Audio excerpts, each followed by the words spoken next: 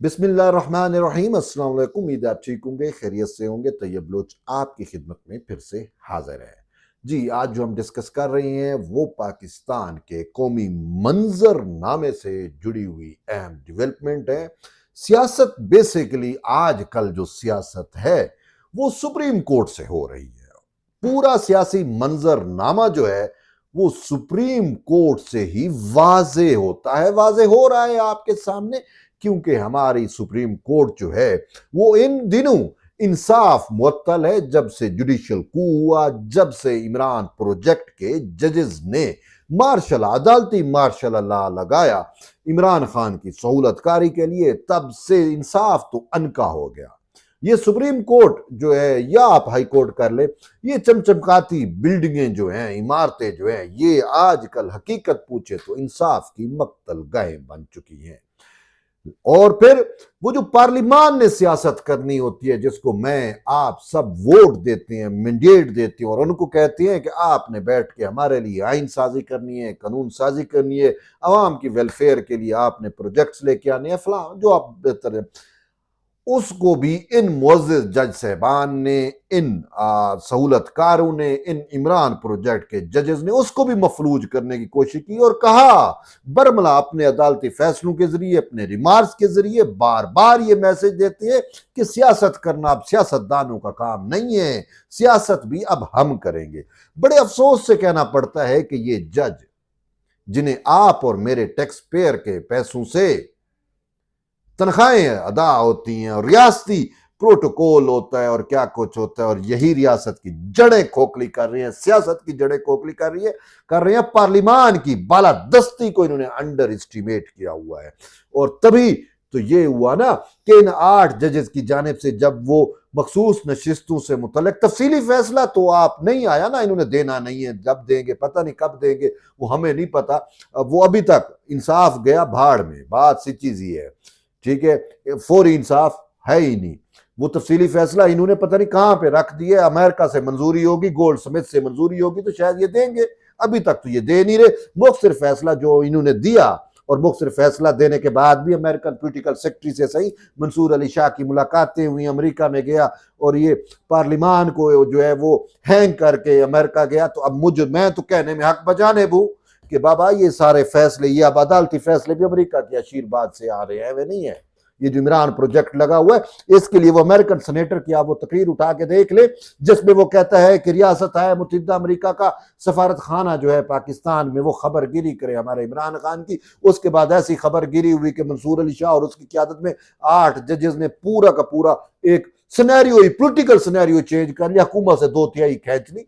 ये होती है खबरगिरी, और अमेरिका जब खबरगिरी करता है तो फिर ऐसी खबरगिरी होगी ना।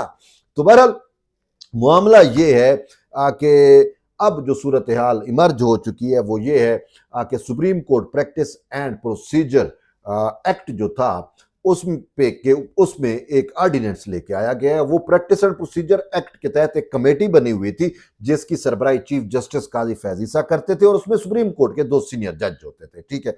अब मामला कुछ यूं बिगड़ा कि जब से 63A आयन के आर्टिकल 63A बड़ा वाजे कट एंड क्लियर है, अगर किसी को समझ नहीं आती तो वो किसी लेमैन से भी पूछ सकते हैं, वो उसको बता सकता है। लेकिन यहाँ पे हमारे मुअज़्ज़िज़ जज साहबान कहते हैं कि ये पार्लियामेंटेरियंस की विजडम है, अक्ल है, उससे हमारी अक्ल ज्यादा है।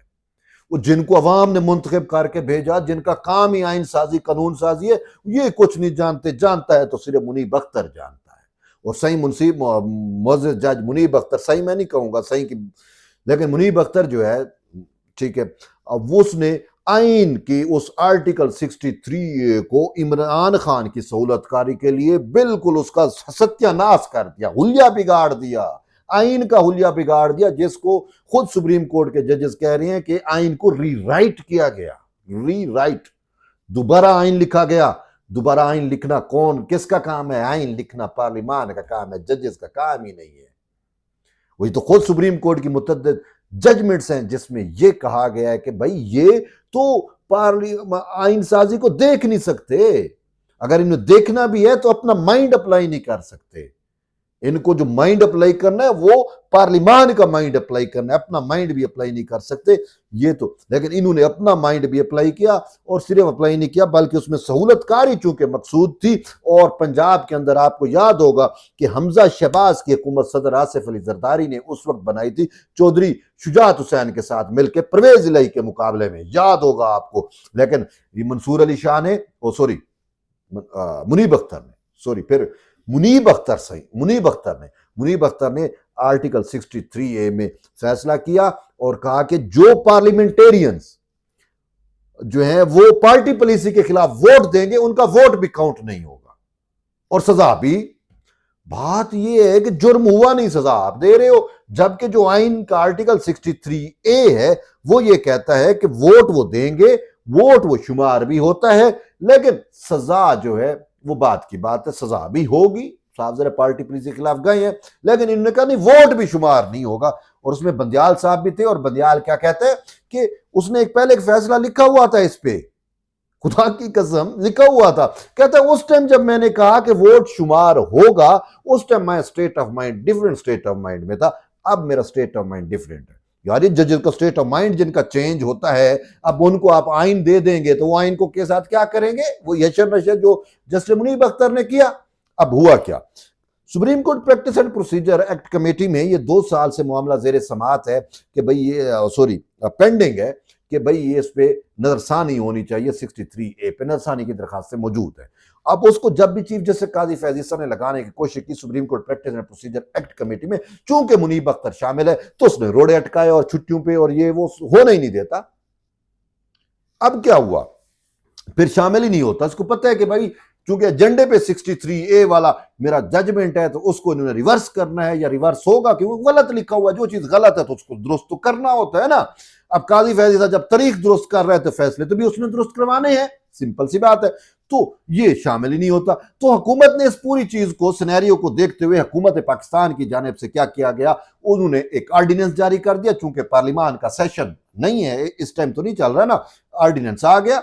तो अब ऑर्डिनेंस आ गया और ऑर्डिनेंस में चीफ जस्टिस को यह इख्तियार दे दिया कि आप अपनी मर्जी का कोई और जज भी शामिल कर सकते हैं। तो यूं मुनीब अख्तर जो है वो मिनहा हो गया, और क्या नाम है, जस्टिस अमीनुद्दीन खान वो इसमें शामिल हो गए। अब उसके बाद यूथियों को जो है वो जो उसके परेशान हो गए कि ये क्या हो गया, और उसके बाद वो फेक न्यूज, डिजिटल दहशतगर्दी, पता नहीं क्या बलबला कर रहे हैं, बुग़्ज़ काजी में, हुब्बे इमरान में, वो पता नहीं क्या कुछ ओल फोल बके जा रहे हैं।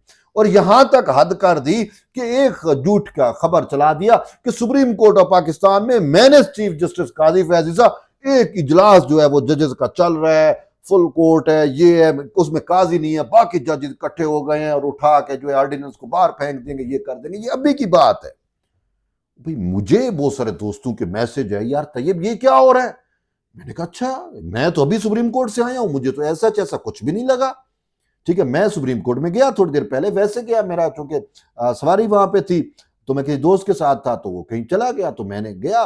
तो मैंने वैसे सुप्रीम कोर्ट में हम रात 8 9 9 बजे 10 बजे तक बैठे रहते हैं, तो मैंने देखा तो वहां पे ऐसा कुछ भी नहीं था। तो मैंने मुझे दोस्तों ने मैसेज किया, मैंने कहा नहीं, अब मैं आपको बताता हूं खबर क्या है। मामला ये है कि जस्टिस आयशा मलिक, ठीक है, जस्टिस आयशा मलिक जो है जुडिशियल कॉलोनी के अंदर, ये सिंध हाउस के आगे जुडिशियल कॉलोनी, उधर से पंजाब हाउस के पीछे ये जुडिशियल कॉलोनी है ना, यहाँ पे जजेस जितने सुप्रीम कोर्ट के जजेस हैं उनको घर इधर मिले हुए हैं, तो वो यहाँ पे रहते हैं। ठीक है, तो जुडिशियल कॉलोनी में जस्टिस आयशा मलिक के घर में आजकल जो है वो इन इमरान प्रोजेक्ट जजेस का जो है वो शुरा होती है, और डेली पे चीजें डिस्कस होती हैं, दोस्ती गपशप लगाते हैं। ठीक है, अब वहां पे इनका इकट्ठ जरूर हुआ होगा, ठीक है, रूटीन में भी बैठते हैं। और खबर ये है, चीजें, खबर तो नहीं कह रहा, इंफॉर्मेशन है कि मंसूर अली शाह को भी अख्तर मिनल्ला ड्रैग करके वहां पे ले गया, मंसूर अली शाह भी वहां पे मौजूद था। बहरहाल ये चीजें कि अब हमें क्या करना चाहिए। और दूसरी तरफ चीफ जस्टिस काजी फैज ईसा ने क्या किया, अमीनुद्दीन खान को शामिल कर लिया इस supreme court practice and procedure act committee में, और मुनीब अख्तर को साइड पे निकाल दिया।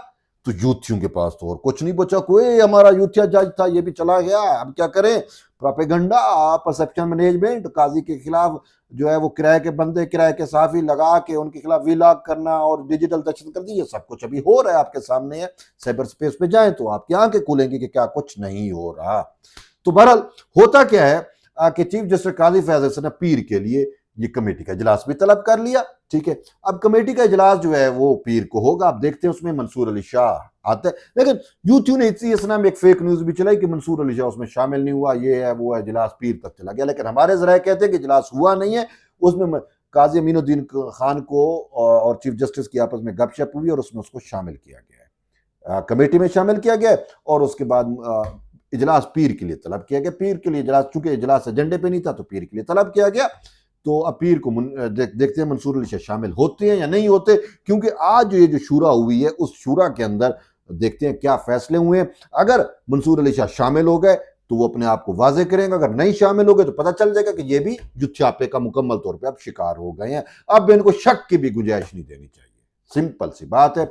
तो बहरहाल ये मामलात हैं। अब दूसरी तरफ जो है वो पार्लिमान भी अब उसने दांत दिखाने शुरू कर दिए, आस्तीनें चढ़ा ली हैं। मुल्ला फजल रहमान भी अगर अपना वजन बढ़ा रहे थे, ब्लैकमेल कर रहे थे, चीजें कर रहे थे, तो अब 63A और ये सारे मामलात अगर हो गए, यानी कि 63A वाले केस को फिक्स कर दिया गया, ये बेंच लग गया, बन गया, तो उसमें यही है कि मुनीब अख्तर का जजमेंट उठा के बाहर फेंक दिया जाएगा और फिर उसके बाद पार्लिमान के पास 2/3 आइन साजी के लिए मुकम्मल हो जाएगी, सेनेट में भी और कौमी असम्बली में भी। और ऑलरेडी कौमी असम्बली में तो पीटीआई का पार्लिमानी वजूद भी खत्म हो गया ना, तो ये तो बहुत अच्छी बात है। ये अब अपडेट्स हो रही हैं। तो बहरहाल अब पीर को जो है मामला देखेंगे किस तरीके से इमर्ज हो रहे हैं, लेकिन जो सूरत हाल आई है या डेवलपमेंट हो रही है वो बड़ी जो है वो तेजी से चीजें चल रही हैं और हमें ये लगता है कि वो अदालती महाज जो यूथियों की अमाजगाह बन चुका था, जो यूथियों का, तो वहां पे अब इनको शिकस्त होना शुरू हो गई है। तो बहरहाल ये चीजें थी, अपडेट्स थी, लेकिन इसमें एक चीज ना भूलना, एक चीज ना भूलना, ये जो आज इमरान प्रोजेक्ट के जजेस की जो है वो उसकी तारीफों के पुल बांध रहे हैं यूट्यूबर्स वगैरह, वो एक चीज मैं आपको बताता चलूं, इमरान खान को इसी ने, मुनीब अख्तर ने कहा था कि इसने आइन शिकनी की है, आर्टिकल 6 लगाना चाहिए। लेकिन इससे भी आगे बढ़ के मैं आपको बात बताता हूं कि ये मुनीब अख्तर पे मैं नहीं कहता, पार्लिमान में ये चीज डिस्कशन हुई, पाकिस्तान पीपुल्स पार्टी के कादिर पटेल और वजीर कानून ने कहा कि आइन रीराइट करने की सजा आर्टिकल 6 होनी चाहिए और हम मुतालबा करते हैं कि मुनीब अख्तर को सुप्रीम कोर्ट से जो है चलता किया जाए। सिर्फ ये तो पार्लिमानी कमेटी से लागू हुए, इस जज को जो है वो केस सुनने का भी हक नहीं है कि जिसने आइन को तोड़ा, आइन को रीराइट किया, आइन के साथ दर्जी पुना किया। तो इस वजह से मेरी ये पूरे पार्लिमान से कि आप अपने पार्लिमान को बचाओ और आप आइन को बचाओ, और उसके लिए जरूरी है कि एक जज को आपने निशान इबरत जरूर बनाना है कि उस जज को जिसने जो है आपके आइन को उठा के बाहर फेंका हो, जिसने आपके आइन को तोड़ा हो या जिसने आपके आइन के में दर्जी पुना किया हो। तो इसी वजह से जस्टिस मुनीब अख्तर पे आर्टिकल 6 का इतलाक होना चाहिए। बहरहाल देखते हैं अब ये होता है या नहीं होता, ये वक्त बताएगा। हमने जो चीज है वो आपको बता दिया। एट द एंड है कि जुड़े रहिए तैयब बलोच के साथ। मिलते हैं एक नई वीडियो में, तब तक इजाजत दें, अल्लाह हाफिज।